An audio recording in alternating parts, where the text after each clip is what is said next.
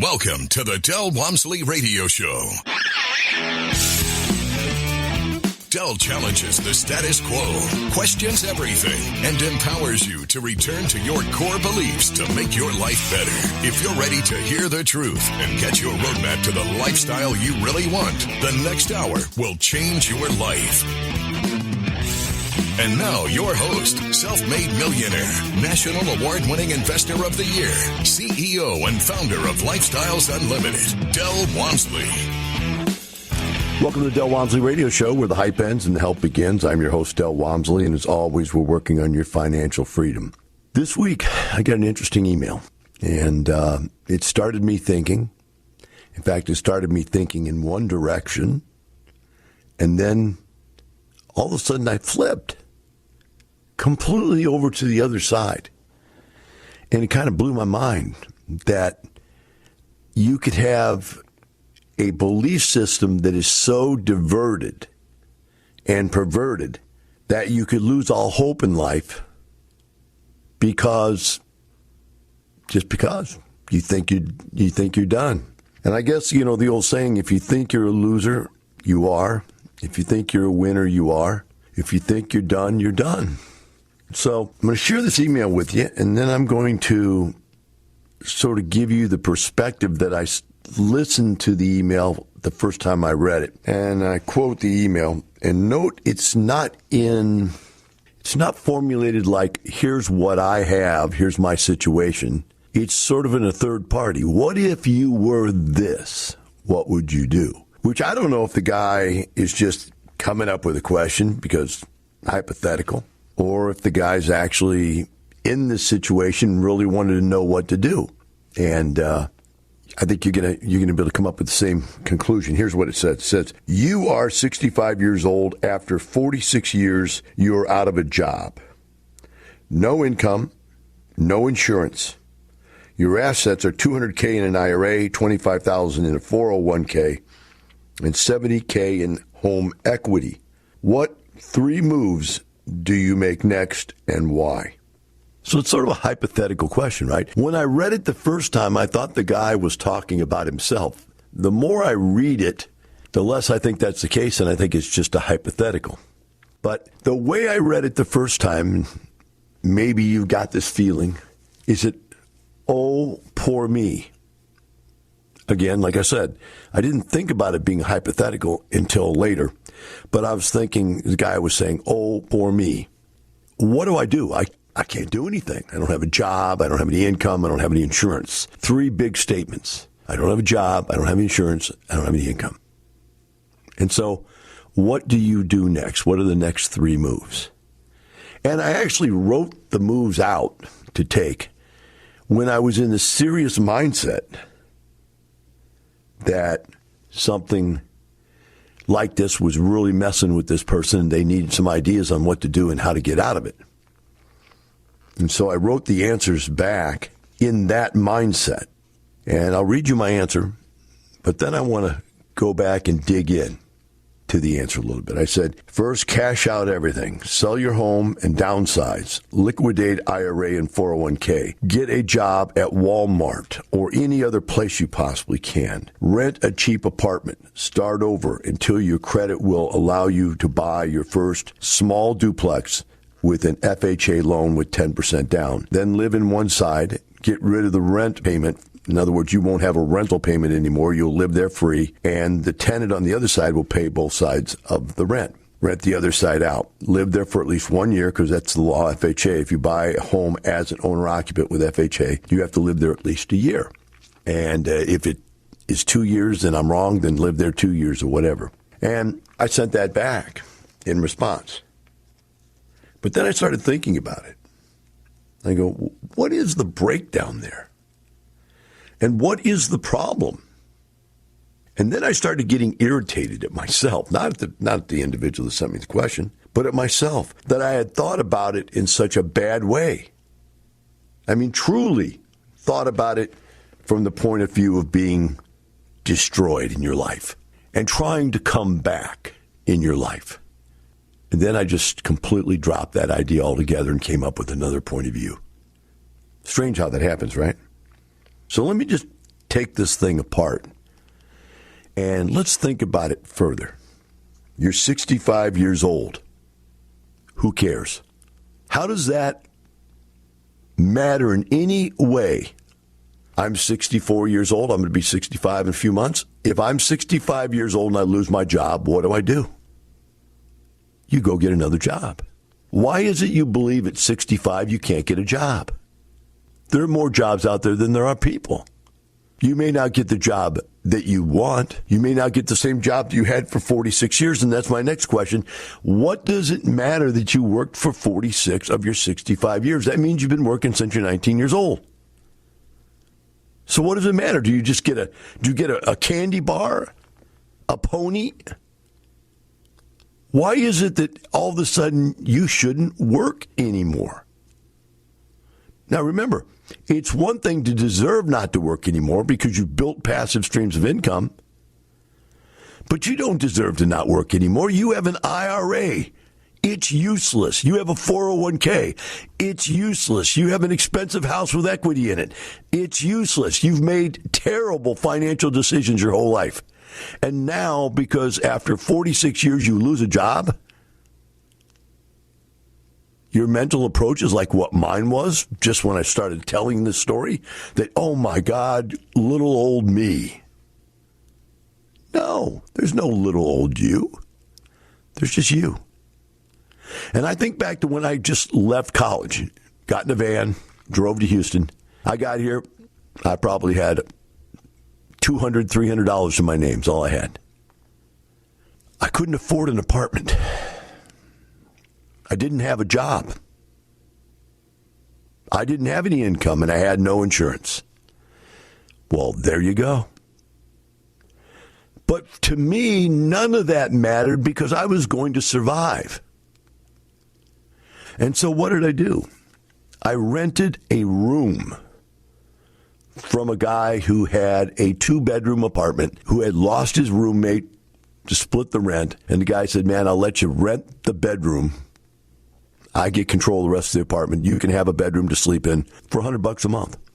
Now I got a place to stay. Next, I went to a job agency and said, get me a job. They said, well, what can you do? I said, I don't have a degree. I said, I'm pretty good at math and accounting. I've done those classes for years in high school and some in college. I said, but I'm willing to do anything.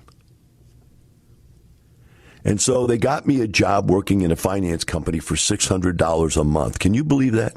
$600 a month. I don't even think it was minimum wage. But because I was a manager trainee, they didn't have to pay me hourly, nor overtime, nor minimum wage. What did I do then? I started studying to become a manager. I was a manager trainee. I studied to become manager. I worked out. I stayed in shape as best I could, not being able to afford a lot of things. But I made enough money to put gas in my car and food on my table and pay my guy $100 a month to rent my apartment. Now, if we go back to the 65-year-old guy, what should he do? Number one, find a place to live. You can't survive without a place to live. If you're on the street, you're dead. You'll never get a job living on the street. Your health and wellness are going to go upside down. You need a place to live.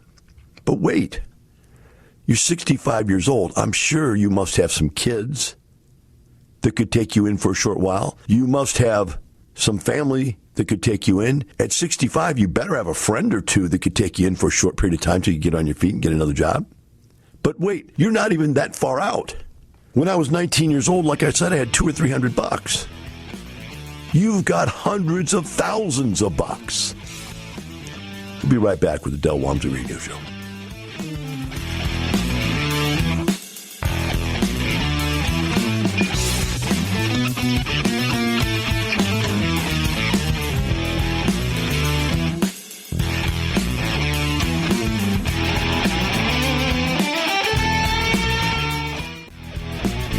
Welcome back. Now here's some more unconventional wisdom to set you free from the man on a mission to retire America, one person at a time, Del Walmsley.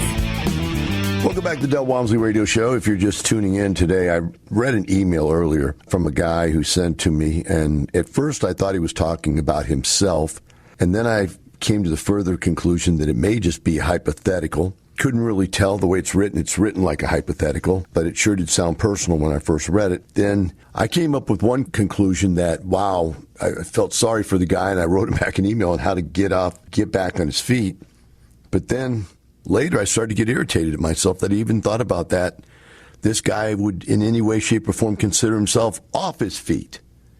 So read this again. You are 65 years old. After 46 years, you're out of a job, no income, no insurance. Your assets are $200K in an IRA, $25K in a 401K, and $70K in home equity. What are the three moves you make next and why? So the first thing is that you've got to realize that being out of a job isn't the end of the world. Getting a job is something that can be done. He's already got a house. He's living in a house. He's got money. So there's no death at the end of this sentence. This is something that is really not even nearly as bad as I thought about it. But I got hooked up in that feeling sorry for old people garbage. You know, thinking, oh my gosh, we're old and we can't go back to work again. I mean, we've already done 46 years. We don't need to go get another job. No, you've got to go get another job. You've got to do something, even if it's just work at Walmart as a greeter. Right? You got to go get a job. Secondly, if you have a house with $70,000 equity, that $70,000 is doing you nothing. And you've got a big expensive house. Cutting your living costs to almost nothing is the first thing you should try to do if you try to get back on your feet. Talked to a guy yesterday, and it's a friend of mine. He was out doing some work with me. And he said, I wish I would have known what you teach ever since I was young. And I made this comment to him. I said, but why? You're 50 years old, you're still broke. Well, I did this and I did that. I said, well, why didn't you buy any houses, any apartments? He goes, well, I bought some houses and I rehabbed them and I flipped them. I said, okay, so you've got no income, no wealth. You made some money, you worked and made some money, and now you're still working in your 50s, late 50s. And you ask yourself, and so what? Whose fault was that? Even if I would have told him everything I knew. By the way, I've been on the radio now for 30 years, so it's kind of hard to believe that you don't know what I know. But if you think back and talk about this and say, what is the first step to anything towards financial success? And that is to control your costs. Doesn't matter how much money you make. If you spend more than you have, you're broke. If you spend just what you have, you're break even. It's only when you live on much less than what you earn can you put anything aside for investments. Now, that's just an argument just for cutting a cost of living, right? A couple rules I've lived by my whole life. I've never owned a home that I couldn't pay for with 1 year's income. So back when I was only making $60,000, $70,000 a year, I bought a $40,000 condo, one-bedroom condo. That's what I lived in, less than 1 year's income. When I got up to where I was making about $200,000 a year, I bought myself a house that cost $100,000. When I got up to where I was making $1 million a year, I bought myself $1 million. Actually, before that, when I was making about $500,000, I bought a home that was worth $400,000, but I only paid $200,000 for it. Then when I was making $1 million a year, I bought myself my first mansion. I bought $1 million mansion. Loved it. Greatest thing that ever happened to me. I had arrived. But it was still only 1 year's worth of income. Now I live in a house that's 16,000 square feet. I don't even know what its value is. I'd guess anywhere from $4 to $5 million bucks. And I bought it for $2.5 million way back when I was making way more than that. So the bottom line is my cost of living has never gone up. I'm living on 50% of what I make a year or less, maybe even less now. That's the number one rule I did my whole life. That's why I'm rich. Then the next rule is don't lose money. Rule one in my book is don't lose money. I lost the money in the stock market the last time I ever went in the stock market. Rule 2 is there has to be cash flow, because if you don't have cash flow, it's not really even an investment. I don't think putting money somewhere like a 401k or an IRA and just leaving it there is actually an investment. I think it's a savings account. It does you no more good than a savings account. You can't live off of it. And it surely isn't growing at the rate that's any faster than what you put in it. So if you get to be 65 years old and you have $200,000 in an IRA and $25,000 in a 401k, you've saved some money. But you saved it in a vehicle that will do you no good. Now to get it out, you have to pay taxes on it. Now, by the way, if you don't have a job, that's a good year to pull money out of your 401k because you're going to be in the lowest tax bracket possible. In fact, I think up to $15,000 you pay nothing. So I would definitely take that $15,000 out. But I think you only pay like 10% all the way up to like 25 or 30 or 40,000. So I would pull that out, pay very little in taxes. Actually do what the 401k said you'd do, which is put money in during the years you have high income and would be in a high tax bracket, and take it out when you're broke, which is what they're calling retirement. Retirement is broke. Take it out when you're broke. Pay lower taxes. That's what it's designed to do. So get it out of there. But I didn't do that. I took it all out in the beginning and bought real estate. And bought houses that cost $25,000 and sold those houses for $75,000. Other people now are buying houses for $100,000 and selling them for $200,000. People in California bought houses for $200,000 and selling them for $800,000. Not to mention that you had hefty income month by month by month. Now, I had a guy on here yesterday, and he talked about making about a 20% return on his money per year. He said it was 60% over 3 years, so that's about 20% a year. And looking at that, saying, okay, you can make 20% return on your money. This guy has $225,000. If that were put in real estate deals, he'd be making $45,000 a year. And done correctly, it would be tax deferred. And if they allowed 1031s to stay, it'd be tax free. But now they're saying they're going to get rid of 1031, so it's just deferred until you sell it. But either way, he's not destitute. He's got a place to live, and he's got $40,000 a year worth of income. He'd be okay. $45,000. He's also got Social Security coming up, and he's 65. He can start taking Social Security. He can take Medicare and Medicaid and have insurance. Where did I come up with this idea he was in trouble? We'll be right back with the Del Walmsley Radio Show.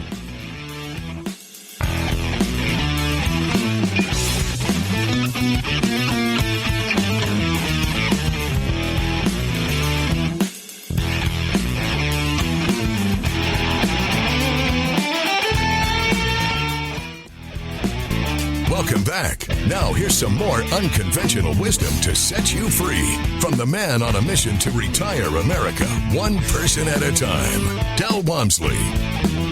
Welcome back to the Del Walmsley Radio Show. Today we're just discussing the preconceived assumption that someone at 65 years of age has a right to believe that they shouldn't have to work anymore, has a right to feel that even though they've made the bad financial decisions in their life, that there should be some other way that they can just get out of it instead of paying the piper for what you've done.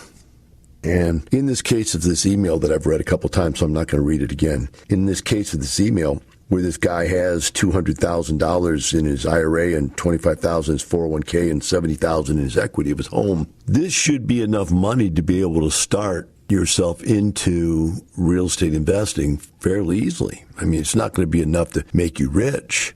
But if this money had been deployed several years ago, instead of just sitting in the 401k and the IRA, this gentleman would probably be in a situation right now where he wouldn't even have written this email. And by the way, that's if he's actually in this situation. He might just be, again, hypotheticalizing, what happens to him if he's worried about losing his job. And it might be as simple as he's worried about losing his job and he's trying to figure out what you should do. And, of course, the answer is very simple for those of you just tuned in. You got to cut your cost of living and get rid of the big house, go live with someone where there's no cost, or rent a room where it's very little cost. Get all those costs on it. If you've got a big expensive car, get down to a smaller, less expensive car, maybe even one that's paid in full, and get your costs down.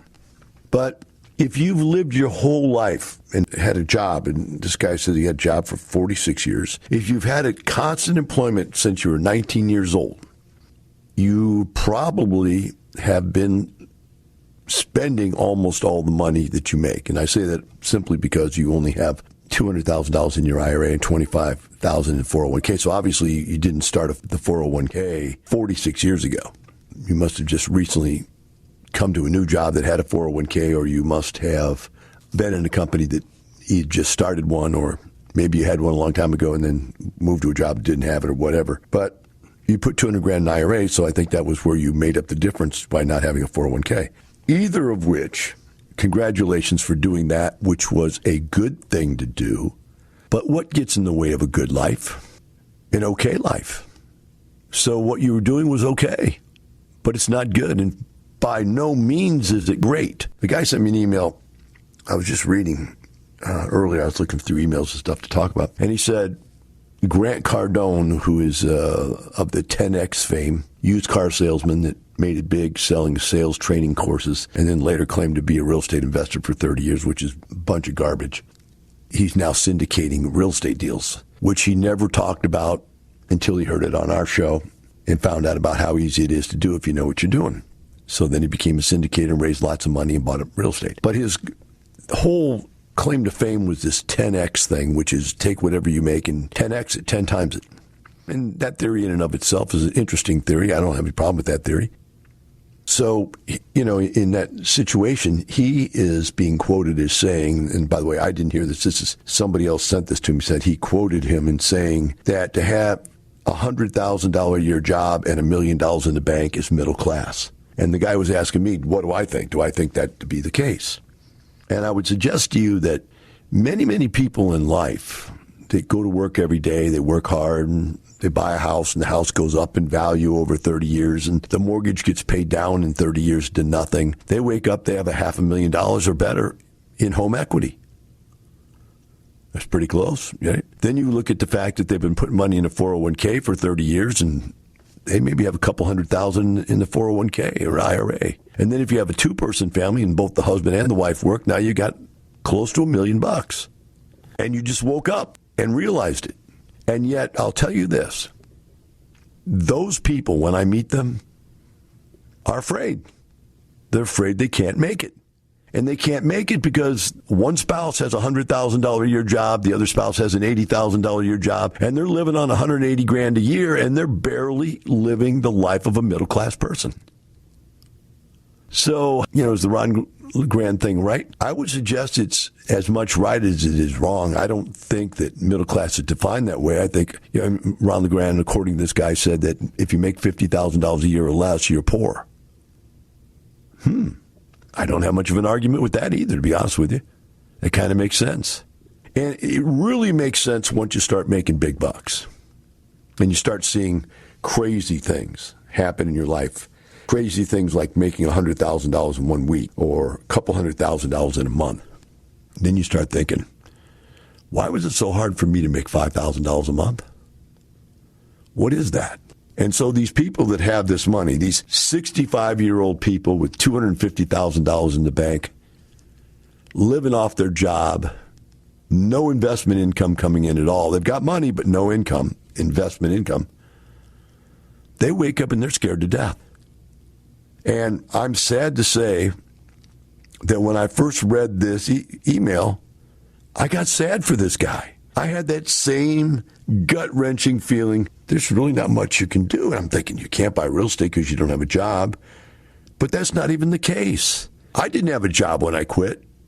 I quit my job and went into real estate. I didn't have a job. I still bought real estate. There's ways to buy it without having a job. There's also syndicating deals and having other people put up the money and the credit for you. So there's really, if you have the knowledge of what to do, age shouldn't be a limitation. Now, physical limitations, and I've told you this over and over again. I did a deal on the radio the other day where I talked about the priorities in life. And I read the priorities off to everybody. I'll give them to you again. Number one was health. You can't go to work if you don't have health. You can't be a spouse if you don't have health. You can't raise your kids if you don't have health. Health is number one. And then I said financial support of some type. If you don't have money coming in, income coming in, then you're going to be a burden on somebody else, on the government, on your family, your friends. You need money so you can support you, so you can support your family, so you can support your church, or any other group of people that support you. You need to have some form of support back. And then the next one I put down was support people. So in able to have support people, you have to be able to support them in their needs. They have to support you in your needs. And you need to have those people around you, whether it is your family, your church, or just like I have chosen friends that are hang out with that take care of my needs. Whatever it is, those people come next. Next is fitness, and I brought fitness up because as I get older, the one thing I realize is I was lucky to be very fit, because you have a lot more fun when you're fit. Now that I'm old and everything hurts. I just wish I hadn't have broken so many bones and wrecked so many joints and stuff, because I feel it now. Back then I just didn't like it. I healed from it, but now, man. So fitness is important because it's not how long you live, it's how well you live that's important. The last one I put down was education, which is being a lifelong learner is a very important thing. As JB calls it, lifelong learners are learning something new all the time. And I find myself in that situation that if I'm not growing, blooming, I'm dying. So you either got to be growing into something new you've never done before, or blooming in something you've already mastered, or you're dying, sitting around doing nothing.